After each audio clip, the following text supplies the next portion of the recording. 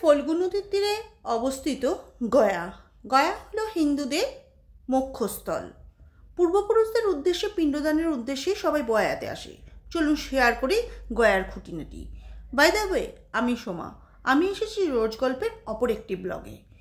কোথাও যেতে গেলে সবার আগে যেটা প্রিপারেশন নিতে হয় সেটা হলো লাগেজ। সেই লাগেজটা কিন্তু অবশ্যই সিজনাল হতে হবে। আগে একটা কথা বলে দিই, এই ভিডিওটা কিন্তু আমরা তৈরি করেছিলাম 8ই ফেব্রুয়ারি, অর্থাৎ আমরা গয়া গেছিলাম 8ই ফেব্রুয়ারি। আমরা যেদিন যাচ্ছি সেই দিনকে সকালবেলায় উঠে আমরা একটা অটো ঠিক করে নিয়েছিলাম। অটোটা আমরা আগেই ঠিক করে রেখেছিলাম। যেহেতু আমাদের খুব ভোরের ট্রেন, সেহেতু আমরা গাড়িটা আগেই ঠিক করে রেখেছিলাম। যাই হোক, ভোরের হাওয়া গায়ে মাখতে মাখতে আমাদের অটো ছুটে চললো স্টেশনের দিকে। পৌঁছে গেলাম ধানবাদ জংশন, ধানবাদ স্টেশনে। এখন বাজে 4:39। আপনারা কেউ যদি মনে করেন গয়ায় যাবেন, তাহলে অবশ্য করেই আগের থেকে আইআরসিটিসির থেকে ট্রেনের বুকিং করে নেবেন, নয়তো আপনারা বাস, কার বা এরোপ্লেন যেতে খুশি ইচ্ছা যেতে পারেন। আমরা স্টেশনের বাইরে অপেক্ষা করছিলাম হাজব্যান্ডের জন্য। যেহেতু গয়া ইন্টারসিটিটা একটা ডেলি ওয়েজের ট্রেন এবং এখানে কোনো রিজার্ভেশন কামরা নেই, সেই কারণের জন্য আমাদের ডেলি টিকিট কেটেই কিন্তু যেতে হলো। ধানবাদের 5 নম্বর প্ল্যাটফর্মে গয়া ইন্টারসিটি দাঁড়ায়, আর এটা যায় পুরো সাসারামপুর পর্যন্ত, ধানবাদ থেকে সাসারামপুর পর্যন্ত। আমাদের পার হেড টিকিটের জন্য লেগেছে 80 টাকা। তো যেহেতু আমরা 8 জন যাচ্ছি, এখানে একটা কথা বলে রাখি, যেহেতু আমার কাকা শ্বশুর রেলে চাকরি করেন, তো তাদের জন্য কোনো টিকিট লাগেনি, আমাদের বাকি 5 জনের জন্যই কিন্তু টিকিটটা লেগেছে। তো আমরা কেন এত আগে আসলাম, প্রায় 1 ঘন্টা আগে আমরা এসে পৌঁছেছি, কারণ যেহেতু এটা আনরিজার্ভ কামরা, সেহেতু এখানে কিন্তু আগের থেকে এসেই আপনাকে সিটটা বুকিং করতে হবে। তো অপেক্ষা করছি বাড়ির আর সবার জন্য। দেখি আপনাদের সাথে পরিচয় করিয়ে দেব। প্রথমেই যিনি আসলেন তিনি হলেন আমার জেঠি শাশুড়ি। এনাকে আমরা সবাই আব্বি বলেই ডাকি, আর এনার যে হাজব্যান্ড অর্থাৎ আমাদের যে জ্যাঠা শ্বশুর, তাকে আমরা ডাকি আব্বা বলে। আমাদের হাজব্যান্ডটা ছোটোবেলা থেকেই এই নামেই এনাদেরকে সম্বোধন করেছেন, তো আমরাও সেই জন্য সেইভাবেই সম্বোধন করেছি। এক ফাঁকে গিয়ে বাবা আর আব্বা মিলে বাইরে থেকে একটু চা খেয়ে আসলো। চা খেয়ে এসে আবার দুজনে গল্প করতে লাগলো। আর অধিকারী বাড়ি থাকবে, গল্প হবে না সে তো হয় না। কথা বলতে বলতে ইতিমধ্যেই চলে আসলো আমার কাকা শ্বশুর, কাকি শাশুড়ি আর আমার দেওর।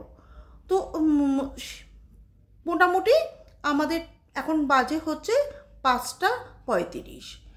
ঠিক ঘড়ি ধরে টাইম মতোই কিন্তু ট্রেন কিন্তু স্টার্ট নিল আমাদের গন্তব্যস্থলের দিকে। ইনি হলেন আমার কাকি শাশুড়ি, যাকে আমরা কাকি বলেই ডেকে থাকি। তার পাশে আছেন আমার জ্যাঠা শাশুড়ি, ইনি আমার হচ্ছে শ্বশুর, আমার দেওর। তার পাশে রয়েছেন আমার কাকা শ্বশুর আর জ্যাঠা শ্বশুর। অর্থাৎ আজকে আমরা যাচ্ছি টোটাল 8 জন মিলে। সুতরাং আপনারা বুঝতেই পাচ্ছেন আমরা কত মজা করতে চলেছি। বাইরের দিকে তাকিয়ে দেখি সূর্যিমামা পাহাড়ের ফাঁক দিয়ে উঁকি মারছে, আর এইদিকে এসে চলে আসলো লেমন ট্রি। ঠান্ডা বাইরে হাওয়া, তার সাথে একটুখানি লেমন টি যদি পেলে কার না বেশি আনন্দ লাগে বলুন। তো সবাই মিলে শুরু করে দিলাম এই লেমন টি খেতে। দারুণ করেছিল, সত্যি সত্যি অনেক মশলা দিয়ে করেছিল। আর লেমন টির সাথে সাথে তো মোটামুটি সমস্ত টুকটাক খাওয়া তো চলছেই। গরম গরম লেমন টি আর চিপস খেতে খেতে পৌঁছে গেলাম গুরফা গুজন্ডি ঘাট সেকশনের কাছে। এখানে প্রকৃতি একদম অন্যভাবে তার নিজেকে তৈরি করে নিয়েছে। একদিকে পাহাড় আর একদিকে ঘন জঙ্গল। হয়তো এখানে না আসলে আমি কোনোদিন বুঝতেই পারতাম না যে প্রকৃতি নিজেকে এইভাবেও তৈরি করে নিতে পারে। তাই বলছি যে তাড়াতাড়ি করেই কিন্তু গয়া ট্যুরটা প্ল্যান করে ফেলুন। মাত্র 3 দিন, তাহলেই কিন্তু যথেষ্ট। কম খরচে চলে আসুন, আর প্রকৃতির এই সৌন্দর্যকে আপনারাও 2 চোখ ভরে উপভোগ করুন। গয়ায় পৌঁছাতে আমাদের 3টে টানেল পার হতে হবে। চলুন।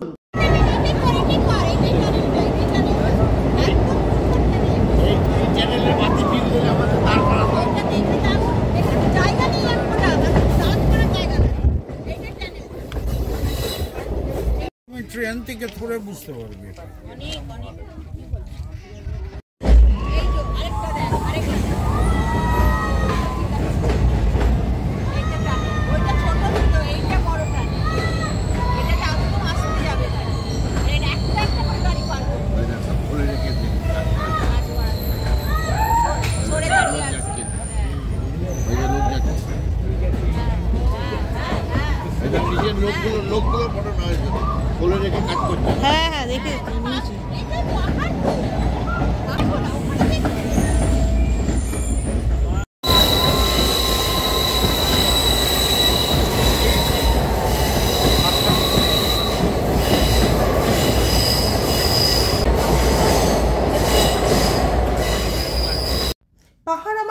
একেবারেই প্রিয় না, কিন্তু পাহাড়ের সৌন্দর্য যে এত সুন্দর আমি কোনোদিন ভাবতেই পারিনি। যাই হোক, একটা আলোর একটা ছায়া, এই গাছ ঘন জঙ্গল পাহাড়ের মধ্যে পড়ে পাহাড়টা একটা অন্যরকম রূপ লাভ করেছে। আর আমরাও দুজনে একটু রোমান্টিক হয়ে দুজনে একটু ফটো তুলে নিলাম। পৌঁছে গেলাম আমরা গয়া স্টেশনে। আমাদের ট্রেন 10 মিনিট মতো লেট ছিল, তো 9:35-এ ঢোকার কথা ছিল, আমাদের ট্রেন ঢুকলো 9:10টার সময়। আমরা গয়া স্টেশন থেকে বেরিয়ে এসে আপনারা কিন্তু অনেক কিন্তু গাড়ি পাবেন, মানে ট্যাক্সি পাবেন, অটো টোটো সব কিছুই পাবেন।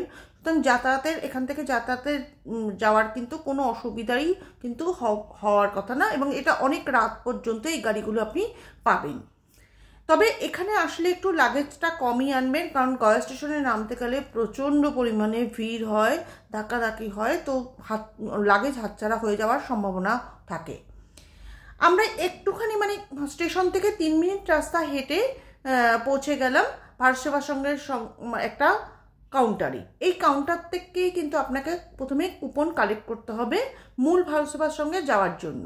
এখানে দেখুন ওপেনিং টাইম লেখা রয়েছে, 4টে থেকে এটা খোলা থাকে, রাত 10টা পর্যন্ত খোলা থাকে। এখানে এই সময়ের মধ্যে আপনি যখন খুশি আসতে পারেন কুপন সংগ্রহ করে। যদি মনে করেন ভারত সেবাশ্রমে থাকবেন তাহলে কিন্তু এখান থেকেই কুপন মানে আপনাকে প্রথমে সংগ্রহ করতেই হবে।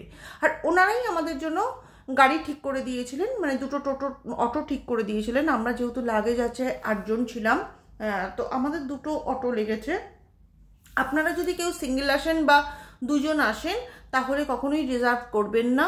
20 টাকা করে মোটামুটি ভাড়া নেয়, আপনারা কিন্তু আপনাদের যে কোনো জায়গায় আপনারা পৌঁছে দেবে।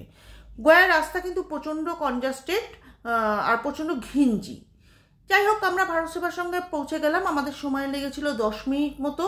তো ঢুকেই দেখলাম খুব সুন্দর একটা মানে তুলসী মঞ্জ, যেটার পুরো শেপটা হচ্ছে একটা পদ্মফুলের আকারে, আর সামনেই হচ্ছে মানে যিনি মানে ভারত সেবাশ্রমের মূল কর্ণধার তার একটা ছবি রয়েছে। পরিবেশটা খুবই শান্ত ছিল, যেমন ধার্মিক পরিবেশ হয় সেরকমই ছিল। আর এটা হচ্ছে পুরো ধর্মশালাটার বিল্ডিংটা। তবে এইটাই যে শুধু একমাত্র বিল্ডিং তা না, অনেকগুলো ব্লকে বিল্ডিংগুলো ভাগ করা রয়েছে, মোটামুটি 3 তলা অবধি। প্রত্যেকটা ব্লকে প্রচুর ঘর রয়েছে। আমরা এখানে দাঁড়িয়েছিলাম, মোটামুটি আমাদের রুমটা বুক করা হয়ে গেছিলো, কিন্তু রুমে যাওয়ার আগে আপনাদের কম্বল, চাদর, বিছনার চাদর সবই কিন্তু এখান থেকে কালেক্ট করে নিতে হবে। আর দেয়ালে লেখা ছিল পিণ্ডদানের জন্য সময়ের কিছু কথা, যেখানে ফেব্রুয়ারি থেকে নভেম্বর হচ্ছে সকাল 6:30 থেকে, আর ডিসেম্বর থেকে জানুয়ারি হচ্ছে 7:30 থেকে। এখানে লাইন দিয়ে আপনাকে সমস্ত মানে সব কিছুই কাজ করতে হবে, সেটা আমি পরের ব্লগে বলে দেবো। আর এইখানে কিন্তু একটা হলুদ কুপন দেবে আপনাদের যখন ঘরটা নেবেন, ওই হলুদ কুপনটা কিন্তু গেট পাস, সেটা আপনাদের কিন্তু অবশ্য করে যত্ন সহকারে রেখে দিতে হবে। আমরা ঘরে এসে পৌঁছে গেলাম। তাই রুমগুলোর ভাড়া আমাদের কাছ থেকে 600 টাকা নিয়েছে, কিন্তু ঘরগুলো খুব একটা ভালো না, কন্ডিশনে নেই, টিমটিম করছে আলো, যেটা থাকার জন্য খুবই মানে অনুপযুক্ত যাকে বলে। আর 2টো বেড রয়েছে, প্রত্যেকটা রুমেই একই রকম 2টো বেড রয়েছে, একটা ডবল বেড আর একটা সিঙ্গেল বেড। আপনারা চাইলে ডরমিটরিতেও থাকতে পারেন। আর প্রত্যেকটা এমনি এই রুমগুলোর সাথে অ্যাটাচ বাথরুম রয়েছে, কিন্তু বাথরুমের দরজা লক করা যায় না। কিন্তু ঘরগুলো বা বাথরুম পায়খানা যথেষ্টই পরিষ্কার পরিচ্ছন্ন। আর এখানে প্রচুর নিয়মাবলী মানতে হয়। আপনি নিরামিষ খেতে হবে, মানে বাইরের কোনো আমিষ জাতীয় খাবার আপনি নিয়ে ঢুকতে পারবেন না, বাইরে কোনো খাবারই নিয়ে ঢুকতে পারবেন না, গুড নাইট জ্বালাতে পারবেন না, জোরে মোবাইল চালাতে পারবেন না, মানে এরকম প্রচুর নিয়মাবলী এখানে কিন্তু রয়েছে।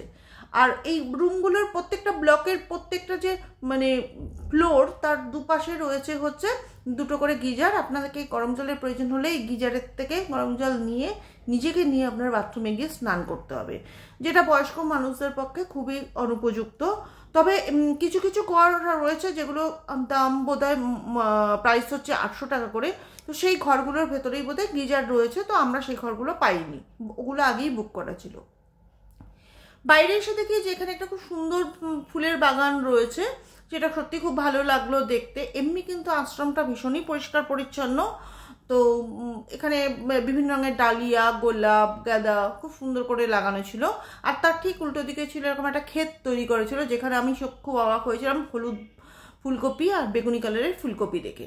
আর প্রচুর পরিমাণ বাঁধাকপি, শীষ পালন এগুলো লাগানো ছিল। তো স্বামীজিদেরকে যখন জিজ্ঞাসা করলাম যে এই ক্ষেত্রের সবজিগুলো কী হয়, তখন ওনারা বললো এখানে যে খাওয়ার ব্যবস্থা হয়েছে এই সবজি দিয়ে কিন্তু খাবারটা পরিচালনা করা হয়।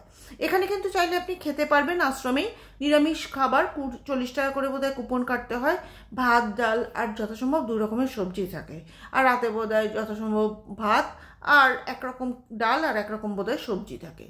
তো আপনি চাইলে এখানেও খেতে পারবেন, না চাইলে আপনি বাইরে গিয়েও খেতে পারবেন।